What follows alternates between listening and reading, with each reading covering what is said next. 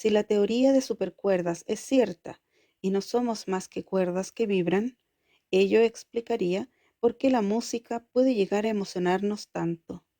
Y ello se debe a que no estamos hechos de materia sólida, como se creía.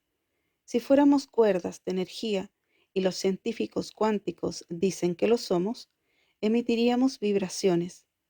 Si pudieras sentirlas, podrías proyectar ideas, sentimientos y percepciones de la realidad. La música es una plegaria. Por desgracia, no conecto con ninguna de las cosas que se proyectan ahora mismo en el mundo de la música, y por eso seguimos arrojando plegarias al aire. La música nos acerca al estado animal, pero no sufras, porque eso no afecta a tu precioso raciocinio.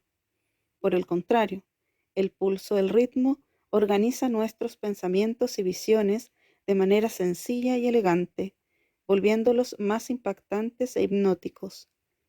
El hechizo no se puede falsear. Debemos dejar que nos invada cuando está listo para lanzarse y es posible que surta efecto. Es lo mismo que el chamanismo. En el fondo, la música siempre ha sido y será una plegaria. El 21 de febrero del 2012, Nadia Tolokotnikova, miembro fundador del grupo femenino de activistas rusas Pussy Riot, fue arrestada por realizar una canción de protesta anti-Putin en una iglesia de Moscú y fue enviada a prisión durante 18 meses, un suceso que lo convirtió en un símbolo internacional del activismo feminista. Mi nombre es Pedro y les damos la bienvenida a esta 13ª edición del programa Bibliometro Radio. Bibliometro, la llave a la cultura y entretención. Bibliometro es un programa anexo al Sistema Nacional de Bibliotecas Públicas del Servicio Nacional del Patrimonio Cultural, dependientes del Ministerio de las Culturas, las Artes y el Patrimonio. Las opiniones vertidas en este episodio son de exclusiva responsabilidad de quienes las emiten y no representan necesariamente el pensamiento del programa Bibliometro. Hola amigos, mi nombre es Fernando y como bien dijo Pedro, en este mes de la música tenemos preparado un tremendo programa. Vamos a dar una entrevista al gran músico chileno Jorge Campos y también un poco flanqueado con todas nuestras reseñas literarias que van acorde a la música, que es el tema principal de esta emisión de Radio Bibliometro. Sí, por supuesto. También recordar de que pocos días atrás falleció el gran cantautor Patricio Mans y bueno, ha sido un nuevo golpe para la música en esta pandemia que todavía no nos suelta. Tenemos algunas buenas noticias. Durante esta semana se ha decidido dejar el toque de queda de lado, así que posiblemente en los próximos días tengamos algunas noticias con respecto a la extensión del servicio de Bibliometro, pero es algo de lo que le comentaremos mucho más adelante. Bueno amigos, entonces vamos de inmediato a dar inicio a la entrevista a el músico chileno Jorge Campos. Aquí en esta primera parte hace referencia a su memoria, a sus comienzos como músico, a su visión del golpe de Estado y alguna que otra cosilla. Jorge Campos, mayo 1957. Músico, compositor, productor, integrante de esenciales bandas nacionales, entre ellas Santiago del No Extremo, Congreso y Fulano, además de una destacada carrera solista en la cual se ha nutrido del rock, el jazz, la fusión latinoamericana y la música experimental. Es un gran placer contar con tu voz y palabra en los micrófonos de Bibliometro Radio, la llave de la cultura y entretención. Bienvenido, Jorge Campos. Muchas gracias. Qué bueno que se reinventaron en esta nueva estado de cosas. Así que yo súper contento de participar y compartir con la audiencia y con usted esta conversación. Sí, sin duda que fue bueno también tener la posibilidad de tener estos materiales tan espectaculares técnicos y que sea una opción como para mucho más democrática para que toda la gente que pueda hacer música también pueda sumarse a esta tecnología, que quizás el camino que hubieses tenido, Jorge, con todo este desarrollo tecnológico también habría sido muy, muy distinto. Probablemente Sí, yo creo que el tema, entrando como en materia, sí, el tema creativo es bien, es parte importante, digamos, de cómo uno se comporta, de sus agendas, de sus costumbres, de todo cómo uno funciona como ser humano. Así que, más allá de las posibilidades de ahora, yo creo que de alguna manera uno se lo hubiera ingeniado para hacer conciertos, para compartir con gente, o bueno, para colaborar, ¿no? Básicamente comunicar, que eso es la música al final. Bien, Jorge, partimos. Dale. Vamos a lo primigenio. ¿Cómo comenzaste en este camino musical?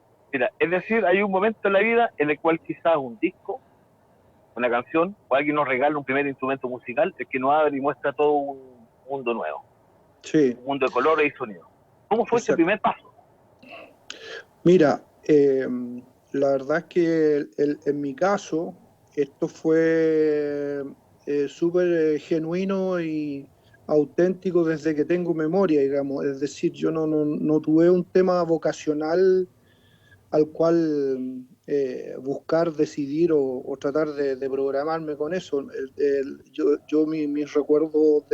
primeros recuerdos de 3, 4 años son escuchando a los Beatles y saltando y corriendo en un cine desde la pantalla hacia el fondo de la platea, escuchando, viendo a estos gallos cantar, y después con la radio prendida de música chilena, folclore. O sea, no tengo un chispazo como o una luz que iluminó mi camino con eso, sino que sencillamente lo tengo conmigo desde que tengo memoria. O sea, que es parte de mí la música desde siempre, una cuestión al principio más chico, obvio, más corporal, más de movimiento, de saltar, de correr, de bailar. Y después, poco a poco, se fue transformando en una cuestión relacionada ya con los instrumentos mismos. ¿Quién te llevó al cine a ver a los Beatles? Claro, claro. Es decir, que yo lo escuchaba en radio, en casa.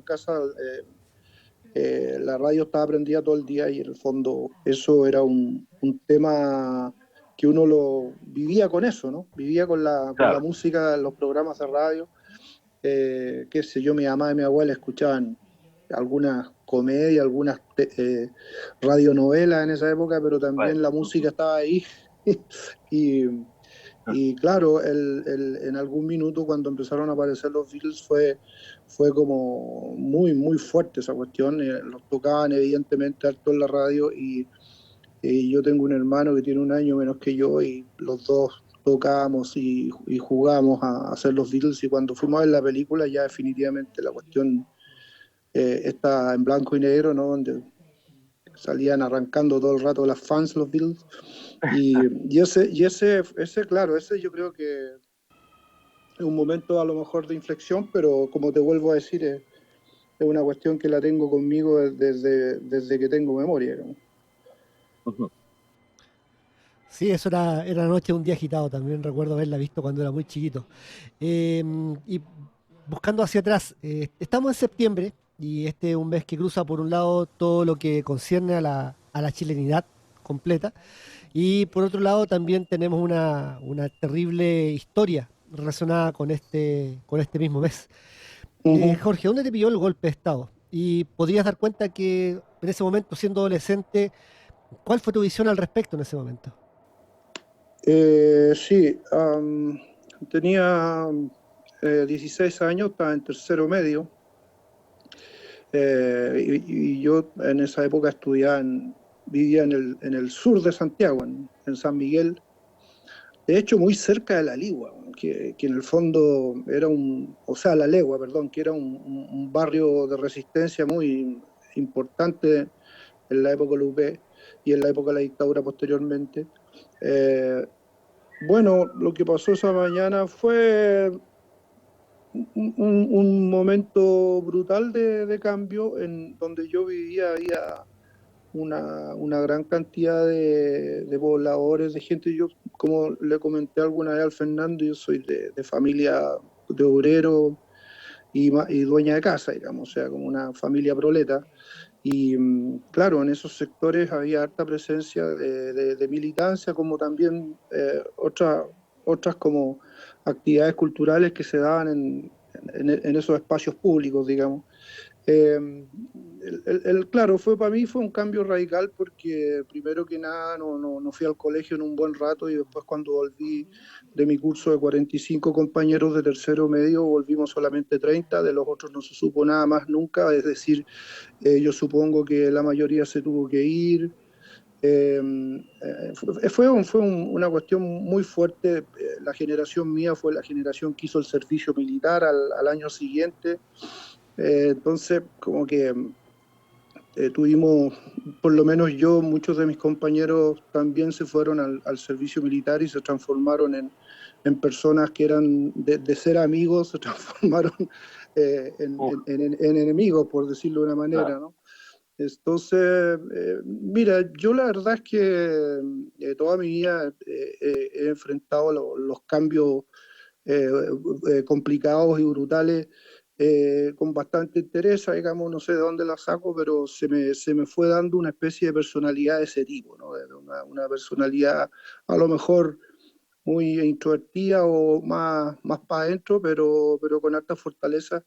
Y de esa manera uno fue, en el caso mío, con la música avanzando, primero tocando ya en la dictadura, en peñas y cuestiones, a pesar de que, como les decía antes, yo había empezado a tocar de chico, yo a los 10 años ya tocaba guitarra, tenía mucha facilidad para la cuestión y tocaba en grupos tanto de folclore como grupos de música bailable, incluso yo como a los 14, 15, 16 años ya tocaba en fonda y cuestiones así, y era súper chico, me ganaba unas lucas ahí tocando cumbia. Entonces, bueno, es una época que a lo mejor es donde uno fortalece estructura y empieza a construir eh, cómo va a ser después en su vida, ¿no? Pero el golpe a mí me pilló a los 16 años, como te decía, eh, viviendo en el sur de Santiago y presenciando cuestiones muy brutales. Eh, eh, en las mañanas cuando uno salía había de repente cuerpos acribillados y cosas así, porque era un sector, como te vuelvo a decir, de mucha resistencia a lo que fue el golpe militar. Más o menos ese panorama. Y desde la música, como les decía, siempre yo tenía ahí mi escondite, ¿no? Mi búnker.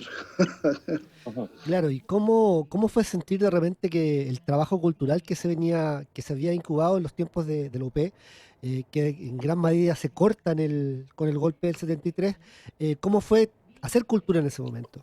Sí, mira, yo siempre cuento esto porque se sabe poco de cuál era la realidad del programa cultural de la UP, digamos, pero efectivamente hay una presencia real de cantores, pintores, poetas, artistas, bailarines en las poblaciones. Yo de niño vi a la Orquesta Sinfónica, vi a Francisco Coloane conversando en el colegio, vi a Víctor Jara cantando en la esquina, aquí la Payuna, Inti Illimani.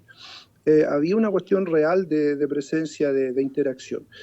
Eh, y lo que pasó después, digamos, de cómo uno lo enfrentó, es porque en el fondo ya tenía en el caso mío, una especie de conciencia artístico-cultural bien importante. Es decir, después yo más viejo me di cuenta que en el fondo eso que estaba pasando en ese minuto era la construcción y el fortalecimiento de una identidad musical que a esta altura ya es una tradición cultural musical, ¿no? Lo que hizo Violeta, lo que hizo Víctor, lo que hicieron todos estos grupos que yo te estoy nombrando.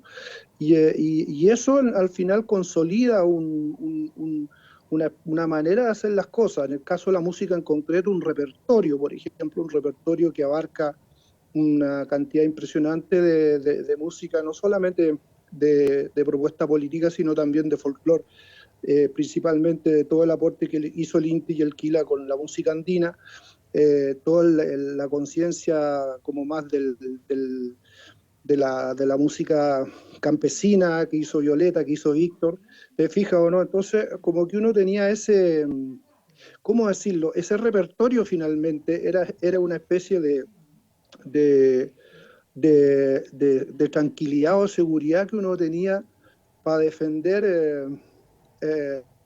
el trabajo musical que uno estaba haciendo. Como te comenté, yo tocaba folclore en grupo, imitando a los curacas, a los intis, qué sé yo, con poncho y toda la cuestión, a la época, justo antes del golpe. Y después ya cuando empezamos a tocar, retomamos eso como al año siguiente. Yo tenía 17, 18 años y eso lo podíamos hacer solamente en las parroquias, ¿no? En las iglesias. Muy de a poco empezó a existir la posibilidad de hacer cosas en lugares más amplios como gimnasio o teatro, pero siempre bajo el alero de los curas que te dan la posibilidad de trabajar o de hacer algunas actividades culturales en sus parroquias o en sus colegios. Poquito en tu etapa universitaria tuviste clase con Juana Benavar, después formaste Argamasa. Claro. ¿Qué te acordás de ese tiempo? Argamasa se escucha que ha sido una banda, un proyecto muy potente, pero también eres como muy joven en tus primeros pasos. ¿Cómo llegaste a eso? Y también, ¿cómo llegaste al bajo? Bueno, al bajo yo llegué porque, como te comentaba al principio, muy niño, yo tenía harta facilidad para tocar guitarra y acuérdate que la explosión musical que hubo a fines de los 60 y principios de los 70, post-Beatles, digamos, fue tan espectacular que uno la verdad no te podía ir quedar quieto. Yo me acuerdo haber ido a ver Woodstock, ponte tú, al Cinerama, ¿ah? el Teatro el Cine Santa Lucía, en 3 pantallas con un sonido así impresionante. Entonces nada, pues ver a los Who, a Santana, era como decir así, como, eso es lo que yo quiero hacer, ¿no? Y toda esa musicalidad era como más electrónica finalmente. Entonces, de alguna manera, yo llegué a participar en grupos con instrumentos, con bajo, guitarra eléctrica, batería. Yo no tenía ni un instrumento de esos, pero como tenía dedos para el piano, digamos, podía entrar. Y en esas circunstancias fue que me pasaron el bajo en algunos momentos, porque el bajo era como el instrumento secundario, ¿no? Era un instrumento que, como yo era el más chico, me lo pasaban a mí. Los otros se querían lucir tocando guitarra eléctrica. Y esos fueron como los primeros como momentos en que yo me enfrenté al rol de bajista, por así decirlo, como a los 14, 15 años, quizás antes. Pero en paralelo a eso yo seguía tocando guitarra, componiendo, bueno, y tocaba también todas las otras cuestiones, charango, quena, percusión. Y con ese equipaje yo llegué a la Católica, al 75, cuando, como tenía 17 años, entré bien chico a la universidad y, bueno, lo primero que hice fue tomar el taller. Como yo no entré al conservatorio al tiro, entré a la Católica a estudiar estética, que es filosofía del arte. Entonces los ramos que habían, aparte historia del arte, teoría del arte, psicología del arte, estaban los talleres. Y el taller de sonido lo daba Juana Amenábar, que para que la gente se ubique, Juan Amenábar fue un pionero en la música electroacústica latinoamericana. Y con este gallo hacíamos mucha experimentación sonora, ¿no? Grabábamos ruido, no hacíamos música, era como un concepto más de ruidística, pero que en el fondo tenía que tener la capacidad de armar también un chart, o sea, una partitura de los ruidos que grababa, ¿no? Y que componía. Yo me metía con toda mi familia a un baño con una grabadora bien fulera que tenía y lo hacía tocar platillos, o sea, platillos de cocina, digamos, palmas, gritar y cosas. Entonces, esa fue como un primer apronte a la música desde una cuestión más lúdica. Y en ese curso estaban Iván Toledo, Rodrigo Rojas y Manuel Basualto, que eran uno de estética, otro de la Escuela de Arte y Comunicación y otro de teología. Con ellos armamos Argamasa en el 76, por ahí. La primera vez que tocamos fue el 77 en la Biblioteca Nacional. Claro, yo ya tenía 19 años y teníamos que entregar a Dinacos un papel, wow, un documento escrito con todo lo que íbamos a decir y las letras de las canciones. Y en los conciertos en esa época siempre aparecía alguna gente ahí con el papel de lo que uno había dejado para doble chequear que efectivamente fuera así. Lo que uno cantaba y decía se ajustara a la, comillas, legalidad del momento, ¿no? Qué terrorífico. Sí, pero bueno, en esa circunstancia tú decías, ¿lo hago o no lo hago? ¿No? Entonces uno se rodeaba de una especie de tribu creativa muy grande. Juan Carlos Sandoval hacía unos afiches a mano con tinta china que en el campo oriente no duraban ni 2 o 3 días, pues se los pelaban, ¿no? Eran únicos. Y teníamos fotografía también con René Dávila, o sea, estábamos como muy rodeados de la tribu de la católica en esa época. Yo llegué ahí también con mi amigo Jaime Carrera, que ya habíamos empezado a hacer canciones que éramos de la Pobla, de Sebastopol, del sur de Santiago. Ese es más o menos la historia que rodea lo del taller de sonido de Juan Amenar y Argamasa, que fue la banda que alcanzamos a hacer unas grabaciones que nunca se publicaron, ¿no? Oye, y mira, eres un músico de vanguardia que ha seguido lo que dicta tu propio camino finalmente en toda tu trayectoria, en toda tu carrera. ¿Cómo ha sido este camino experimental y de rebeldía? Que a veces es solitario y porfiado también. ¿Qué costos y frutos vislumbras tú en ese devenir, en esa elección de músico de vanguardia? Bueno, fíjate que en algún minuto, pasados ya los años, a lo mejor he pensado, pero no lo he dicho, digamos, de que el haber hecho todo este tipo de música y todo este camino fue como complicarme más la vida de lo que es en relación a ser músico en Chile, pero la verdad es que, como te comentaba al principio, a mí me parece que es bien importante como lo genuino en la expresión musical, ¿no? Es como que uno exprese, manifieste, concrete y publique también la música y los trabajos que uno le ha ofrecido como su tiempo y su energía. Ahora tengo que decir también que como el punto de inflexión para todas las cosas que yo he hecho fue evidentemente el haber trabajado en el proyecto de Argamasa, pero también fue cuando entré al conservatorio en el año 79 y me encontré con Pedro Villagra como compañero de curso, ¿no?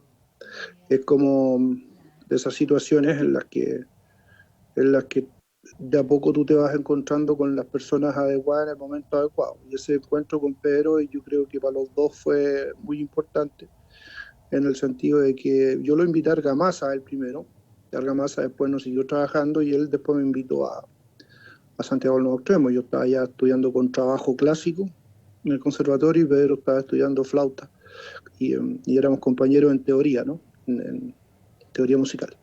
Entonces ese es como un punto de inflexión. Entonces te decía que mirando hacia atrás, pensando ahora y pensando en lo que he hecho, claro, los frutos son evidentemente muchos. Los logros también, como impresionante cantidad de proyectos que he podido realizar. Pero los costos, yo diría que son los que están asociados siempre a dedicarse por completo a algo, ¿no? a una profesión. Muchos profesionales, no solamente en el arte o en la música, están como condicionados en su vida familiar y en su vida personal por la dedicación y la excelencia, ¿no? Yo busqué siempre claro, porque en el fondo imagínate tú estudiar en el conservatorio, en el momento que yo entré al conservatorio era bien exigente la cosa, entonces había que estudiar todo el día. Yo me iba a las 8:30, entraba cuando abrían el conservatorio, yo entraba a la pieza de contrabajo, estaba todo el día ahí hasta que me echaban en la tarde, ¿no? Estaba todo el día en clase y estudiando, tocando horas de horas. Y al final, claro, uno dice, bueno, ese costo es un poco de haber como usado horas de tu juventud en estudiar, más que en estar jugando al billar o al tacataca o al partido de fútbol o andar con las pololas, ¿te fijas? Yo pero claro. Uno no siente, la verdad, cuando te ha funcionado el proyecto musical, tú esas cosas ni siquiera las piensas ni te acuerdas de ellas, ¿no? Porque no tienen relevancia, porque al final de cuentas, si te han funcionado los proyectos y te ha ido bien en tu vida con eso, ya sería como medio miserable empezar a quejarse de esas cuestiones. Próxima estación, Tobalaba, combinación a línea 4. Soy zurdo de nacimiento, recopila la obra de Roberto Parra, cualquiera que ha destacado siempre por su conocimiento de lo popular, y en ese sentido sus cuecas dan cuenta de lo cotidiano de la vida urbana, así como de sus propias experiencias como músico andariego y bohemio, con letras cargadas de picardía y originalidad. Este libro reúne un conjunto de cuecas inéditas, incluyendo algunas que quedaron incompletas, conservadas hasta ahora por su mujer, Catalina Rojas. En ellas es fácil reconocer el sello parriano, repleto de coraje, sin pelos en la lengua y lleno de dignidad.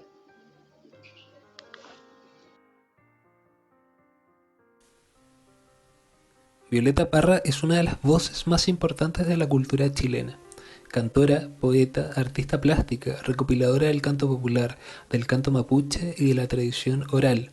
Muchas voces resuenan en la obra de quien sigue siendo una de las chilenas más experimentales, creativas y apasionadas de la música moderna y de la poesía chilena. Las páginas de Poesía, antología poética que reúne toda la obra de Violeta Parra, desde sus canciones más famosas, pasando por textos inéditos, hasta sus décimas autobiográficas, son la suma de la vida de un artista, aquella que viajó de norte a sur recopilando el folclore de distintos pueblos y culturas. Ahí aparece Violeta, hablándonos de las injusticias históricas, de las clases sociales, el desamor, la pasión de vivir, del Wallmapu en Arauco tiene una pena y la lucha de un pueblo que resiste al colonialismo. La producción artística de Violeta Parra incluye 35 discos de recopilación y creación, 3 libros, Poesía Popular de los Andes, Cantos Folclóricos Chilenos y décimas, Autobiografía en Versos Chilenos. Más de 10 exposiciones visuales, la más importante, la realizada en el Museo de Artes Decorativas del Palacio del Louvre en 1964, y creación de música para documentales. Poesía, antología poética de Violeta Parra, es una recopilación, estudio e incluye notas de Paula Miranda, prólogo de Rosa Betty Muñoz, epílogos de Pablo de Roca, José María Arguedas, Gonzalo Rojas, Nicanor Parra y Pablo Neruda. Puedes encontrarlo en las estaciones Puente Alto, Irarrázaval, Plaza de Gaña o Tobalaba. Revisa su disponibilidad y resérvalo en bibliometro.cl. El libro Víctor Jara deja su huella en el viento, publicado por LOM Ediciones, nos muestra la calidad intrínseca de sus melodías, ha opacado la letra de sus canciones, y por ello, la intención de este libro es resaltar su beta poética. Más que eso, ponerla en relación a su experiencia vital con el mundo obrero y campesino y con su formación de vida, que lo hizo cantor de un pueblo, que no solo solidarizó, sino que lo integró a su propia existencia. Al mundo niño le canto, canciones de Ángel Parra, ilustraciones de Patti Aguilera. A casi 5 años de su muerte, queremos recordarles a nuestros usuarios este libro de canciones infantiles que Ángel Parra, hijo mayor de la gran Violeta Parra, escribiera para explicar el mundo y acompañar a sus propios hijos desde la más temprana infancia. Como él mismo lo describiera, yo soy un poco como los niños, sensible y llorón. Eso fue lo que me sucedió en diciembre del año pasado. Se me caían las lágrimas cantando estas canciones que compuse hace 50 años. Esto ocurrió en el gran patio de la Fundación Violeta Parra. Cantábamos Al mundo niño le canto, canciones escritas para mis hijos cuando eran guaguitas. No vi pasar el tiempo. Hombres y mujeres de mi generación cantando conmigo el Manseque, el Circo, Gabriela del Palomar. La emoción llegó al límite en el momento en que descubro que sus hijos y nietos también cantaban mis canciones infantiles medio siglo después. Feliz iniciativa este libro que para que los niños y los viejos canten conmigo, manseque, manseque, la culeque. Este libro lo pueden encontrar en estaciones Tobalaba, Quinta Normal, Plaza de Armas y también en Estación Puerto de Red Bibliometro Valparaíso. Me pareció extremadamente importante lo que nos acaba de contar Jorge, Fernando, considerando sobre todo de que el Día de la Música Chilena, en todo caso, se celebra el 4 de octubre considerando el nacimiento de Violeta Parra. Esa muestra de la eclosión cultural de la que habla Jorge largamente durante esos años de la, digamos, de la Unidad Popular, no deja de ser menor considerando este mismo hecho, la vida de Violeta, el trabajo de Violeta y eso. Imagínate también, porque en este mismo mes también conmemoramos el natalicio y a la vez muerte de Héctor Jara, otro polo cultural grande y motivador de la música contemporánea chilena, por cierto. Sí. ¿Cómo te acercaste tú a la música, Fernando? Mira, la música, como bien le hicimos la pregunta a Jorge, todo tiene que ver un poco como con el entorno familiar, como él expresó que bueno, en mi caso también. Vi el gran recuerdo que tengo de mi viejo haberlo visto con un viejo tocadisco poniendo a Elvis Presley, que fue un poco el último nexo que tuvimos, porque después nos separamos mucho tiempo y ahora nos volvimos a reencontrar. Pero por ahí parte un poco. Aparte que también mi vieja tocaba en grupos folclóricos, en la compañía de teléfono. Imagínate. Sí, yo me acuerdo, por ejemplo, lo que me sucedía cuando leías libros de Stephen King también, que hay un nexo muy potente con la música y que de repente con el desarrollo de Internet también pudo ser como solucionado. Porque recuerdo que leerlo y que esa cantidad de citas, por ejemplo, que hacían los libros, que citaba canciones, que citaba músicos que de repente no tenías ninguna posibilidad de conocer y ver que ahora puedes leer y buscar inmediatamente en YouTube. La información está ahí a la mano, claro, pero entonces antes no, como entretenido. Y esa juntura, esa mixtura que nos lleva también a desarrollar este programa tiene que ver un poco con esa mezcla que hay de música y literatura que está bastante presente en nuestra colección, por supuesto. Además también que contamos con un gran set de libros que tienen que ver con todo lo que es la metodología para aprender algún instrumento. Tenemos por ahí métodos de bajo, teclado, batería. Y es importante que la gente los bucee a través de nuestra página y vea la cantidad de libros que tenemos respecto a la música y métodos. Sí, igual es como bueno eso. Hablando de que la gente bucee en nuestra página, también recuerden que tenemos un sistema de reserva que funciona a través de nuestra página web y que puede ser una muy buena forma de encontrar los libros y de seleccionarlos para que eviten perder viajes y puedan, digamos, asegurar de alguna forma el acceso a algunos libros. Tenemos algunas noticias también. En este momento nuestros puntos de atención están sufriendo algunos cambios de horario y tenemos por el momento 2 horarios definidos para el funcionamiento de nuestra red. Tenemos un grupo de 6 estaciones de la red que funcionan entre las 11 y las 15 horas, las cuales son Puente Alto, Plaza Gaña, Franklin, Ciudad del Niño, Quinta Normal, Pajaritos e Irarrázaval. Y entre las 10 y las 17 horas está funcionando Tobalaba, Plaza de Armas, Bellavista de la Florida y La Cisterna. Y como les decíamos hace un rato, durante esta semana fue ampliado, digamos, el horario de movilidad dentro de la ciudad, así que posiblemente tengamos algunas novedades con respecto al funcionamiento de nuestro servicio. Y continuando con la emisión de este programa en Bibliometro Radio, la llave de la cultura y la entretención, vamos a seguir en esta segunda parte con Jorge Campos, quien aquí hace mención respecto de la visión de futuro que tiene él de Chile, el proceso constitucional, y también nos da su visión respecto a lo que fue el Movimiento Octubre. Entonces, vamos de aquí con Jorge Campos en la segunda parte, acá en Radio Bibliometro, la llave de la cultura y la entretención.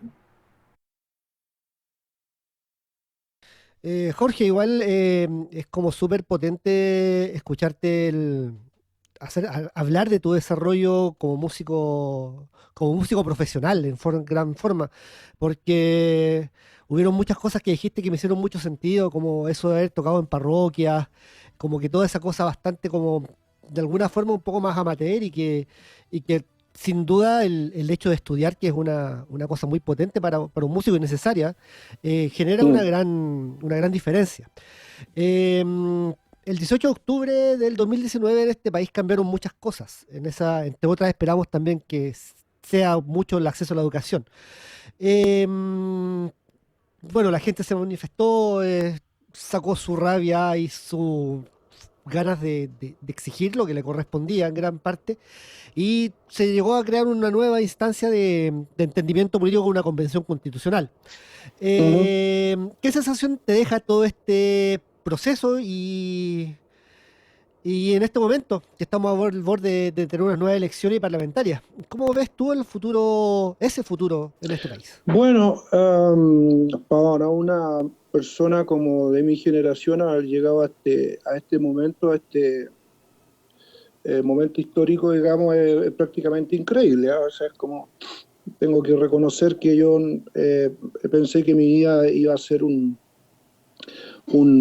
devenir por un estado de cosas, siempre reclamando justicia, derechos humanos, solidaridad, y lo que pasó en el fondo en el 18 de octubre del año 2019 es como un momento de inflexión que evidentemente está relacionado con muchos momentos históricos de antes, ¿no? Yo no creo como en algunos grupos políticos, sobre todo de nuevas generaciones, que piensan que a partir del estallido y lo que ellos hicieron significó el cambio fundamental para generar la convención constitucional y todo eso. Yo creo que en el fondo aquí han habido muchas personas a través de los años que han estado sosteniendo, luchando y manteniendo un discurso antisistema, antipoder, antipolítico, que evidentemente tuvo el momento tal cual como su nombre lo hizo, del estallido, en el cual, digamos, ya la cosa no dio para más. Tengo que decir que evidentemente el orgullo que podemos sentir todos por este gran momento en la historia de Chile es súper importante asumirlo con responsabilidad, y ojalá que los constituyentes no pierdan su energía y su tiempo en mezquindades y egoísmos relacionados con sus militancias y todo eso, ¿no?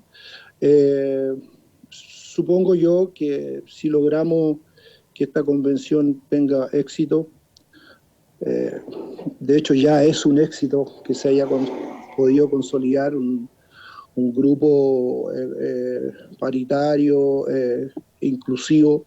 Eso a mí me parece que ya es un éxito impensado para la sociedad y la cultura chilena, ¿no? Y claro, te decía que siento un orgullo bien como importante, porque siendo un país tan chico que se esté dando esta generaciones como espontáneas desde el pueblo, de una movilización y un cambio, no desde los partidos políticos, me parece súper importante, sobre todo para los que hemos tenido independencia a través de los años sin militar ni participar de colores específicos, banderas específicas, sino más bien de tener una posición panorámica, digamos, de lo que significa el abuso de poder, de lo que significan los grupos económicos y toda esa mierda que existe desde la época de la dictadura en Chile.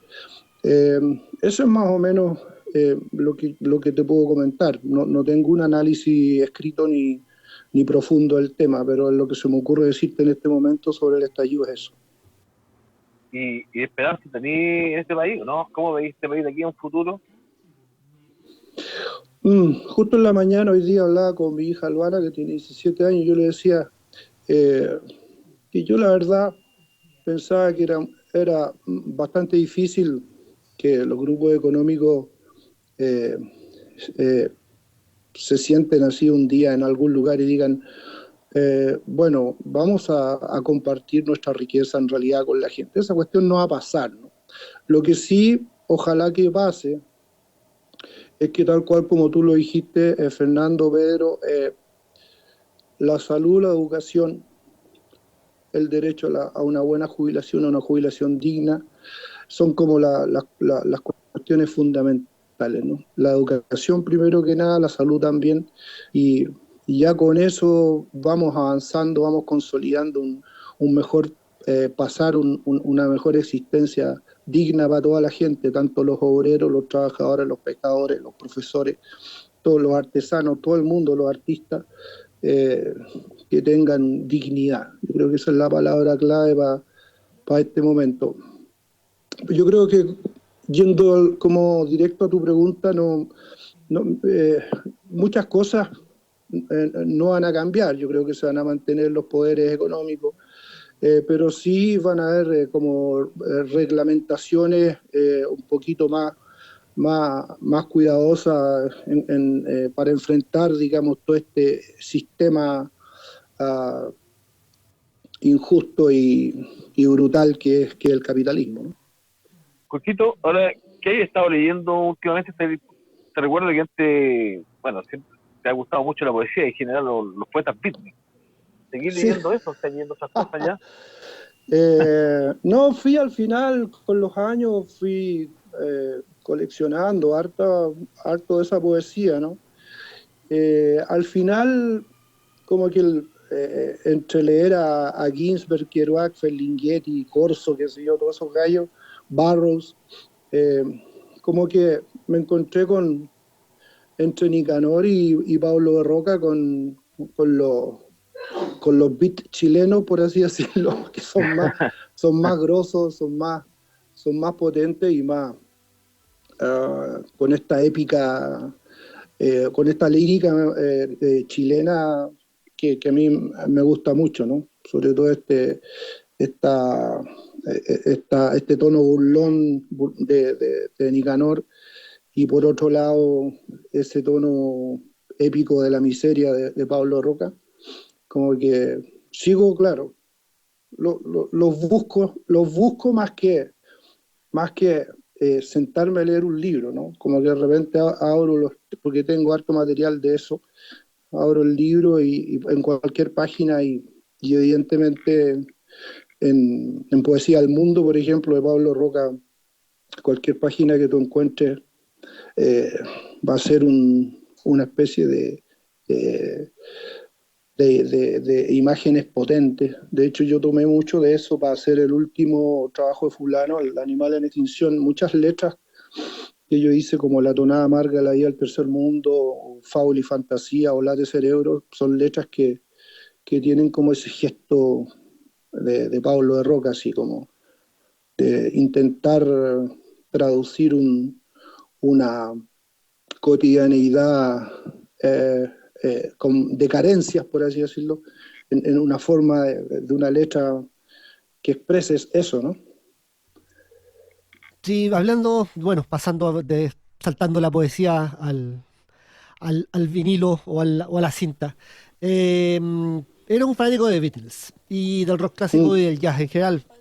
¿Qué estás escuchando hoy día? Voy siempre, vuelvo siempre a todo eso que tú dijiste, ¿no? A la base de como el rock sinfónico, mucho Genesis, jazz, porque tengo casi todo, ¿no? De Zeppelin, Doors, Hendrix, Santana, como que todas esas cosas las tengo como siempre a la mano. Pero en los últimos años, yo diría 20 años, quizás más, he puesto harta atención en los clásicos contemporáneos y me he dedicado a reconocer Mahler, a Shostakovich, Stravinsky, Debussy, Sibelius, que son de todo mi gusto, ¿no? Orff, Shostakovich, Stravinsky y Mahler son como los gallos más rockeros que yo he escuchado en mi vida, ¿no? Y en ese contexto me interpreta mucho la construcción armónica, los colores de orquesta, la expresión furibunda de todos estos compositores. Como que he estado mucho escuchando esa música en el último tiempo. Y con respecto al programa local, digamos, considerando también todo lo que significó el encierro, la falta de shows, y que en contraparte tuvo una gran eclosión de creación también. Sí. ¿Cómo ves el panorama de lo que se vecina digamos, en la música local? Bueno, claro, hay que intentar siempre darle vida a la expresión de alguna manera. Yo por suerte he tenido un buen tiempo colaborando y en ese sentido aprovechando las nuevas tecnologías, las redes, qué sé yo, y he trabajado desde folclore con Manuel Sánchez, con la Catalina Pérez Garrido, con Ernesto Espinosa, hasta metal como con Gabriel Hidalgo, con One Man Army, cosas como diferentes lotes. Entonces viene un poco, claro, el resultado de cómo yo me he puesto frente a la música, ¿no? Con una tolerancia bastante particular en términos de escuchar o de tolerar estilos musicales. Hasta con el Lalo Meneses de los Panteras he estado grabando cosas. Entonces yo creo que todo el mundo está en el proceso de aprovechar el tiempo, este tiempo útil que queda relacionado con, por ejemplo, sin traslado, sin ocupar un tiempo de diferentes circunstancias, salir a tocar, salir de gira. Entonces todo este tiempo que uno usaba anteriormente para eso, lo usa creativamente o para estudiar. Y evidentemente están apareciendo diferentes discos de todo el mundo, de todo el mundo. Como te dije, yo he colaborado por lo menos con 7 o 8 proyectos diferentes esta última época, con gente afuera también, de Brasil, de Inglaterra. Bueno, yo mismo saqué mi álbum solo ahora en junio, ¿no? Un álbum, mi sexto álbum solista. En el año 2000 editaste Machi, un álbum que gusta la herencia cultural y como visión mapuche con todo el potencial de tu bajo. En ese entonces estabas debutando con un bajo Warwick, del cual eres entonces. Sí. ¿Qué significa la cultura ancestral en tu vida y carrera? ¿Y qué te parece la reivindicación que hoy por hoy tiene la cultura mapuche? Mira, en estricto rigor, mi aproximación a la cultura de los pueblos originarios es tal cual como tú lo estás diciendo. Es como un respeto y una admiración por toda esta cosmovisión que me interpreta y me agrada conocerla, digamos, pero no soy un investigador y un conocedor profundo de todo lo que significa la cultura de los pueblos originarios, especialmente los mapuches. En algún minuto, en 98, 97, por ahí yo ya tenía bajo Warwick y empecé a experimentar y sentí que mi primer disco solista de bajo eléctrico, porque antes había hecho La Magia Necesaria, que era de canciones en el 95, tenía que tener algo de esto y sí, así fue como de a poco fui construyendo una especie de ¿cómo decirlo?, de panorama, de conceptos, ideas y sonidos que fueron dando el paso al bajo Machi primero, que es un bajo doble que yo diseñé en conjunto con la gente de Warwick, la empresa alemana con la que trabajo mis bajos y mis amplificadores hace 27 años. Y ellos, claro, me construyeron este bajo especialmente, que como yo quería un bajo que tuviera una sonoridad como de guitarrón chileno y un bajo fretless, 2 en 1. Y ese bajo con el otro bajo que tenía de 5 cuerdas más contrabajo, que yo soy contrabajista clásico, fui armando una especie no una especie, sino que un concepto general que a mí me acomoda mucho, que tiene que ver con lo telúrico, con esta fuerza de las notas graves, ¿no? De cómo esa vibración profunda te conecta con más con la tierra que con el cielo, y de esa manera intentar volar a partir de esa como conexión profunda con la tierra y con los sonidos más graves. De ahí sale Machi, de ahí sale mi álbum Machi, que en el minuto que me llegó acá yo tuve que... Lo miraba más que lo tocaba, porque era un bajo que pesa 9 kilos y medio, y era como decir, ¿qué voy a hacer con esta cuestión? Me tuve que mandar a hacer un cinto súper grueso para soportar el instrumento en mis hombros, y después ya de a poco me fui como sintiendo cómodo, y hablé en ese minuto con Patara, me acuerdo, un compañero músico de Aracpacha que trabajaba en la Corporación Nacional de Derechos Indígenas, en CONADI, y ahí venía una machi, una vez al mes, venía una machi a hacer sanaciones. Entonces yo le dije a Patara si me podía conseguir una ceremonia con esta machi, la hermana Juanita se llama, para bendecir el instrumento. ¿Te fijas? Entonces yo hice una conexión ahí muy, muy particular, de un encuentro de un bajo hecho en Alemania, imagínate, con la curandera y guía espiritual del pueblo mapuche. Eso se logró esa ceremonia, y ella le cantó a mi bajo, le bailó, le hizo una ceremonia, y esa ceremonia yo la grabé y tomé los audios de esa y lo incluí en mi disco Machi, un tema que se llama Bendición y el otro que se llama Machi. Yo ahí hice como una cosa más experimental, con pedales de sonidos de bajos, de contrabajos con arco, cosas más electrónicas. Es como muy importante ese álbum para mí, porque en el fondo, un poco lo que me preguntaba el Fernando al principio, esta conexión con la cuestión más experimental siempre la he tenido, ¿no? Es como voy más por el sonido que por la construcción armónica y musical. Y el sonido es el que a mí me está diciendo, ocupa esto, ocupa lo otro. Es como que me siento como unos llamados así, ¿eh? Pero es el sonido el que lo hace, ¿no? No es que yo tenga una conexión espiritual o que sea un gallo que las musas me favorecen, no, para nada. Es una cuestión súper práctica. Escucho una cuestión y esa me lleva a la construcción armónica. Eso es más o menos la historia del Machi. Yo lo empecé a construir el fines del 97, 98 por ahí, y el álbum salió el 2000 creo, sí. Oye, pero después esa búsqueda sonora te llevó ahora hace poco a trabajar nuevamente con Warwick y a buscar unos microtonos, o sea, cambiaste cápsula. Cuéntanos el Infinity, creo que. Claro, bueno, sí, ese ya como que es como un poco llegar a un punto de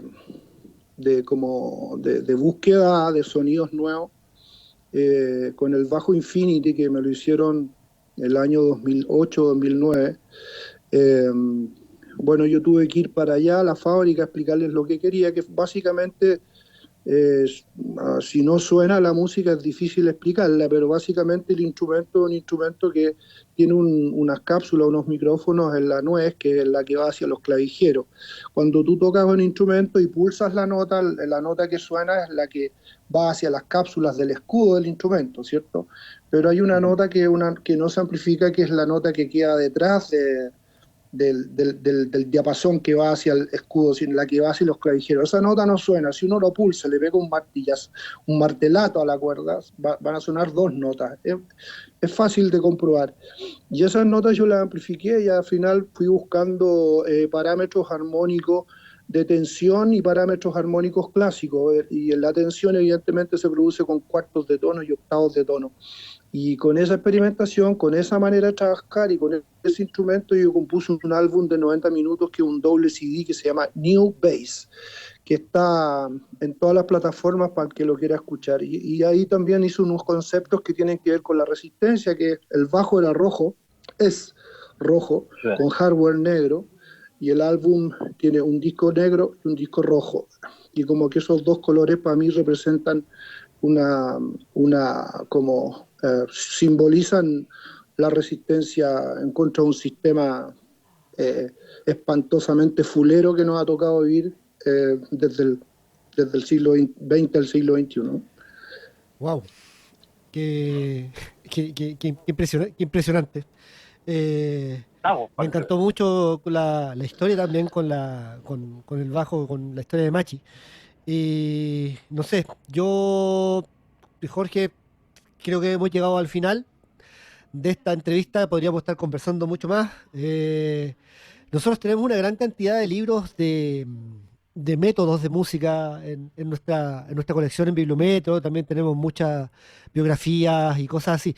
¿Qué recomendarías a los chicos que están incursionando en este momento en el camino de la música como una forma de trabajo, como una forma de crecer como músico? ¿Por dónde podría ir una búsqueda para cualquier, no sé, no necesariamente chico, chica, adulto, alguien que se quiera acercar a la música? ¿Qué le recomendarías seguir o qué le recomendarías hacer? Bueno, que estudien conmigo. Mira,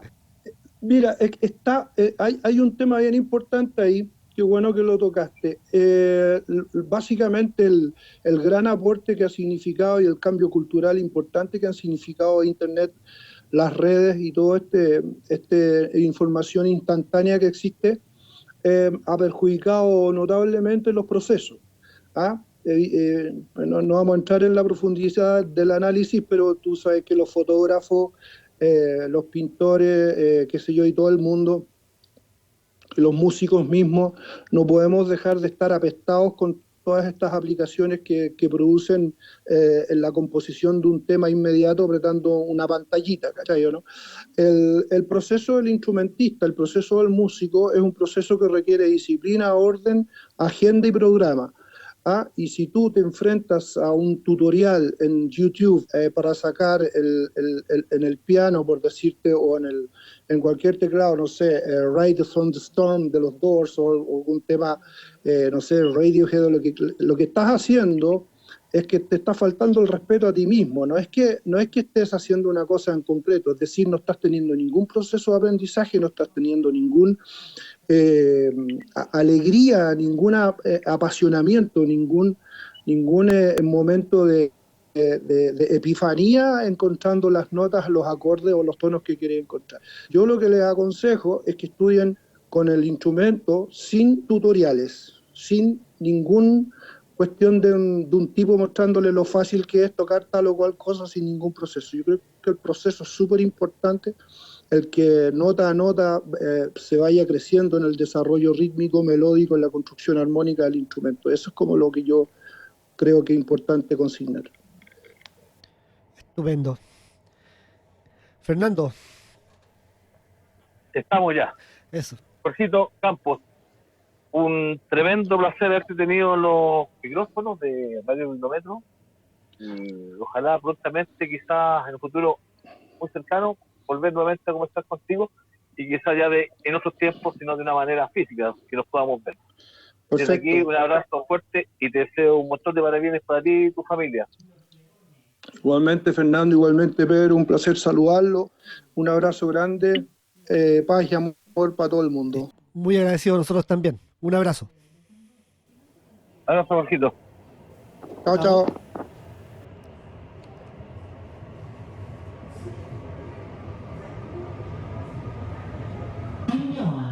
Combinación A. Transfer to. Línea 6. Line 6. Los Inrocuptibles, 50 entrevistas. Este libro es una edición especial de la revista Los Inrocuptibles, en su versión argentina al cumplir 15 años en el 2012. Siempre con ojo crítico, pero con el espíritu de fan, desde la música, el cine y las letras, en orden cronológico se presentan las entrevistas de los 50 rebeldes artistas más célebres publicadas durante ese periodo, donde destacan David Lynch, Tim Burton, David Bowie, Sandro, Patti Smith, Björk, John Carpenter, Marcelo Cohen, Rodolfo Fogwill, Dennis Hopper, entre todos esos grandes artistas.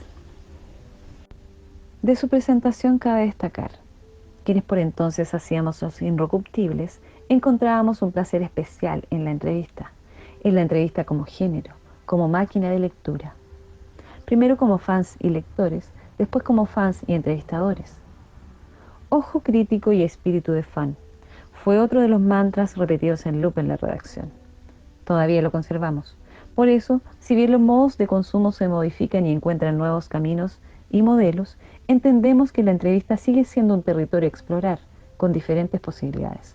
También sabemos, y por eso lo podemos decir sin falsa modestia y con orgullo, que a lo largo de su historia la revista concretó algunos encuentros que dejaron una marca.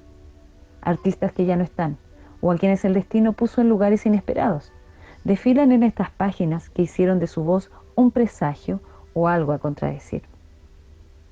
Actualmente la revista original francesa sigue existiendo, mientras que la versión argentina se despidió definitivamente en octubre del 2018. Pueden encontrar copias de esta reliquia en nuestros puntos de préstamos Plaza de Armas y Ciudad del Niño. Después del rock, psicodelia, post-punk, electrónica y otras revoluciones inconclusas, del autor Simon Reynolds. Desde las columnas de Melody Maker, The Wire, Spin, Rolling Stone, y en cada uno de sus libros publicados, Simon Reynolds se propuso deconstruir el discurso del pop, sometiéndolo a una disección ideológica que sin embargo no le ha impedido abandonarse a sus placeres. Su mayor logro deconstructivo es haber eludido las grandes metodologías analíticas de la crítica del rock, el lirocentrismo y la interpretación sociológica para focalizarse en la materialidad sonora y considerar las políticas del sonido implicadas en las distintas estrategias compositivas del pop. Junto con estos aspectos sonoros y de manera complementaria, cuestiones como el fascismo de la imagen de Madonna, el dogfight y la esquizofrenia paranoica del hip hop, la atracción del post-punk por la cultura negra, los modos de sociabilidad implicados en la cultura rave y la función de la interfase tecnología-droga en el desarrollo de la música, permiten a Reynolds indagar en la economía política del pop y las políticas de clase, raza y género que esconde. En su primera traducción al español, los textos seleccionados de este volumen recorren las principales líneas de reflexión del crítico de rock de habla inglesa más importante de los últimos 20 años y sus inquietudes actuales respecto del futuro de la música, en un contexto en que las posibilidades de las nuevas tecnologías ha transformado sus patrones de producción, circulación y recepción para siempre. Después del rock, psicodelia, post-punk, electrónica y otras revoluciones inconclusas de Simon Reynolds, ubicado en los módulos Quinta Normal, Plaza Igaña y Ciudad del Niño.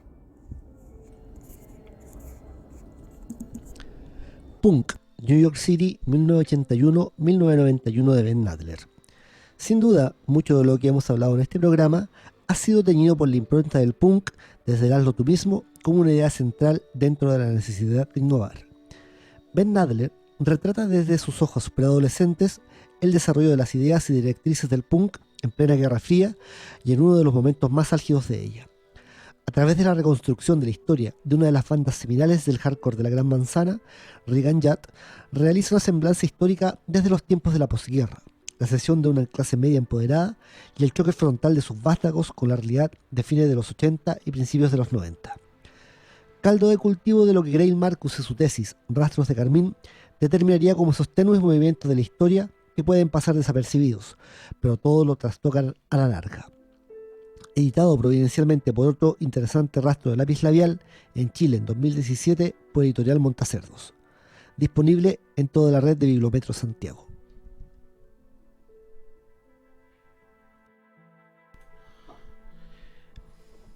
Importante lo que nos deja acá Campos, su visión a futuro de este país, la esperanza que hay en la convención y algunas cosas no van a cambiar, Pedro. Sí, no. Claro, igual no deja de ser una precisión personal también, un proceso en el que estamos involucrados, que está en pleno desarrollo y bueno, tenemos la esperanza de que por lo menos algunas cosas básicas, digamos, avancen, sobre todo el acceso a la cultura, el desarrollo, digamos, de algunos elementos, digamos, esenciales para la vida, digamos, en sociedad. A mí me gustó mucho también lo que dijo con respecto al asunto del desarrollo de la profesión musical. Creo que es muy importante porque nuestra colección, como tú mencionaste hace un rato, tiene una gran cantidad de textos que pueden ayudar, pero que también él menciona que no es una máquina infalible de conocimiento, sino que hay que mirarla con un poco de ojo y también tener mucho cuidado en cómo uno accede a ese tipo de material. Claro, Es importante lo que es la pedagogía, el estudio, el aprendizaje, el seguir entendiendo la música como una especie como de ciencia, no sé, que implica mucho más allá de entenderla como un método. Sí, y bueno, también entender de que, bueno, lo que tú mencionabas recién acerca de octubre. Nosotros tenemos una gran cantidad de libros que tienen que ver con música desarrollada en los últimos tiempos en Chile. Música urbana, no sé, punk, rock. Y sobre todo hay una gran presencia de relatos hechos por mujeres y para mujeres, que están dentro de nuestra colección de género, inclusive también que tenemos una gran cantidad de libros dentro de nuestra colección al respecto, pero que en la música han dado como una nota muy importante porque han ayudado a demostrar y a visibilizar algunas problemáticas que se estaban dando dentro del tejido social, de que a través de digamos, no sé, pues, pensar, por ejemplo, de que hay chicas que en este momento tienen mucho éxito como músicas que fueron acosadas en su tiempo en la universidad por sus profesores. Entonces son temas que se están dando Como que están saliendo, están. y que están ganando visibilidad gracias de repente a las mismas plataformas que hayan conseguido desarrollar con un trabajo muy arduo, como lo pueden demostrar los libros que tenemos al respecto de ellas, que hay muchos libros de entrevistas como los de Javiera Tapia, por ejemplo, y que, bueno, ella en este momento va a estar dentro les pasamos el aviso. El día 4 de octubre nosotros tenemos un conversatorio para celebrar el Día de la Música, en el que se han dado cita algunos referentes que tenemos dentro de nuestra colección. Una parte, como les mencionaba, Javiera Tapia, quien es la autora del libro Es difícil hacer cosas fáciles, que es una semblanza digamos, de la música que se hizo en Chile entre los años 95 y 2005, y que tiene que ver un poco con la eclosión de todo este nuevo tipo de sonidos y nuevo tipo de formas de encarar la música en un momento bastante especial que fue, digamos, la caída de las grandes discográficas. Tú me haces mucha referencia a lo que son las plataformas digitales. Claro, y una nueva forma como de entender ese trato, la llegada digamos, al consumidor final, y algunas cosas que hicieron que el sistema musical cambiase un poco digamos, de vía, porque antes fue absolutamente dirigido. Los sellos fueron los que decidían qué se escuchaba y la música digamos, que se podía radiar. Y en cambio, digamos que con el acceso a la plataforma digital también se democratiza un poco el trabajo. La composición no se hace más fácil, pero sí se hace más cercana. Y por otra parte también la distribución de música también se hace un poquito menos necesaria del formato físico antiguo, disco, cassette, vinilo. Haciendo caer un poco las grandes corporaciones. Claro. Sí, y tomando la reseña, como decía, recuerdo, el punk decía do it yourself, hazlo tú mismo. Hazlo tú mismo, sí. Hay una mezcla muy importante dentro de eso que también tiene que ver con un poco con lo que vamos a tratar en ese conversatorio, que tiene que ver con el desarrollo también de la industria. Bueno, industria es una palabra un poco compleja de usar, pero digamos con las instancias de edición independiente, y que vamos a contar con la presencia de Santiago Ander, que es un editorial que lleva mucho tiempo con nosotros y que ha editado algunas cosas que tienen muy potentes acerca de rock chileno, como han sido los libros, fue el libro de Pogo, el primer libro, su segundo libro que se llama Morphopunk, que es un libro de relatos también escrito por él, o el libro Primavera Salvaje de Natty Lane, que es la bajista de Laida. De Laida, claro. Una importante y muy prolífica banda indie. Entonces va a estar muy, muy, muy entretenido.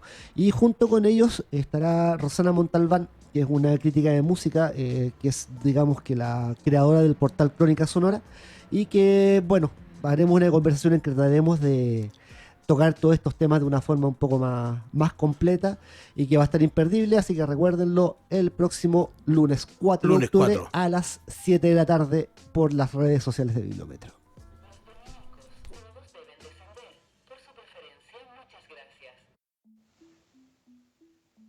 De alguna forma se ha escrito y bastante de las últimas 2 décadas de la música independiente local, por darle un nombre que podrían ser muchos. El texto Es difícil hacer cosas fáciles, escrito en coautoría por Daniel Hernández y Javiera Tapia, editado en 2017 por los Libros de la Mujer Rota, retrata de manera lineal el periodo que corre entre los años 1995 al 2005. una década marcada por el último auge de la industria discográfica como tal y la caída estrepitosa del último intento de mainstream musical en esta angosta faja de tierra. Por sus páginas circulan los testimonios de productores, músicos, comunicadores y gerentes de las diversas instancias involucradas, armando un rompecabezas que denota el paso y ocaso de la última aventura hipermediática de la música hecha en casa. Desfilan pop, rock, rap, indie y electrónica, en un cuento irreal de logros y sinsabores que decanta hacia la mitad de la década precedente en un nuevo momento eclosional de una generación nueva y más consciente de sus derechos y posibilidades. Ciudad del Niño, Pajaritos, Plaza Egaña, Plaza de Armas, Quinta Normal, Tobalaba y Bibliometro Valparaíso, Estación Limache y Puerto.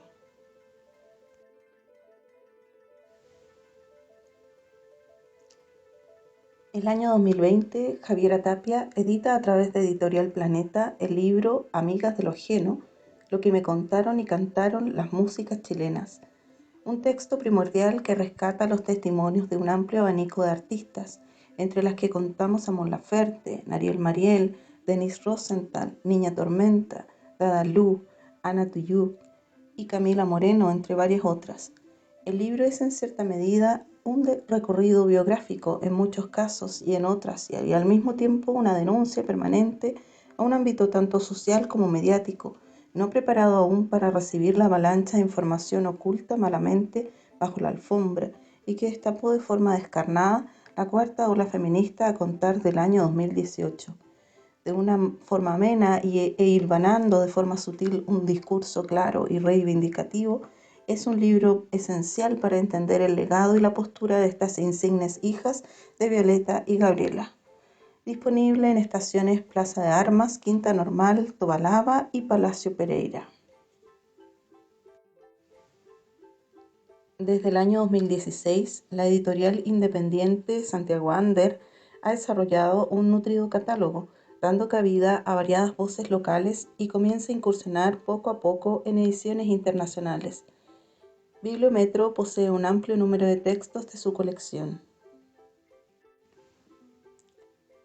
El libro Primavera Salvaje, Relatos íntimos de Nati Lane, alter ego de Natalie Gandarillas, actualmente bajista de la banda india de Laida y poseedora de un amplio currículum musical editado en 2019, tenemos una interesante y entretenida colección de cuentos vivenciales y que rozan un erotismo juvenil, a ratos ingenuo y desenfadado.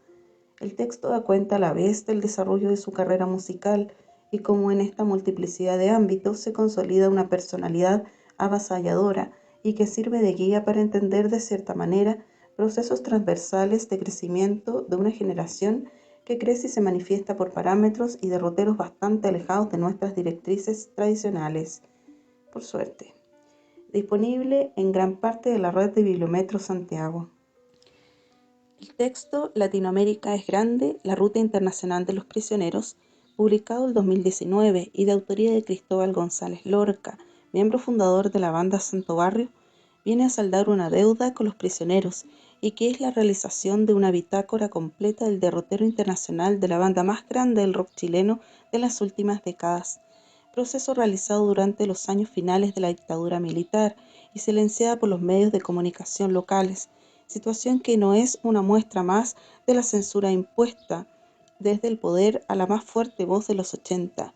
Perú, Colombia, Ecuador y Venezuela fueron hitos señeros de la travesía transpacífico de los de San Miguel, huella que caló tan profundamente a nivel que el baile de los que sobran no solo fue cortina musical en Chile, las recientes manifestaciones en este gran Latinoamérica, disponible en Plaza de Armas, Quinta Normal, Tobalaba, Puente Alto y en nuestro punto del Hospital Psiquiátrico de Putaendo. Finalmente, y aunque no es último, pero sí es el peor de Chile, encuentras en nuestra colección Pogo, el peor libro de Chile, editado el año 2018 y en donde el mismísimo Pogo nos relata en primera persona gran parte de su vida, su salida de Chile en los álgidos primeros tiempos de la dictadura militar, su estadía en la España posfranquista, aquella donde aprendió que se podía vivir de otra forma, su vuelta a Chile y su paso tanto por melodías subterráneas y unos embrionarios fiscales ad hoc, para finalmente recalar a mitad de la última década del pasado siglo en Peores de Chile y vivir quizá uno de los momentos más bizarros del rock nacional. En el libro podrás encontrar además parte del trabajo gráfico, tanto en diseño como fotografía, de este imperdible artista múltiple, disponible en gran parte de la red de Bibliometro Santiago, incluido Palacio Pereira. Bien, amigos, con una enorme satisfacción damos finalizado esta emisión de Radio Bibliometro, la llave de la cultura y la entretención, en donde este mes hemos sacado un poco el jugo a un sinfín de cosas, tomando como tema central la música. Sí, no deja de ser como lindo tener la posibilidad también de compartir con ustedes algunas experiencias personales dentro de esto.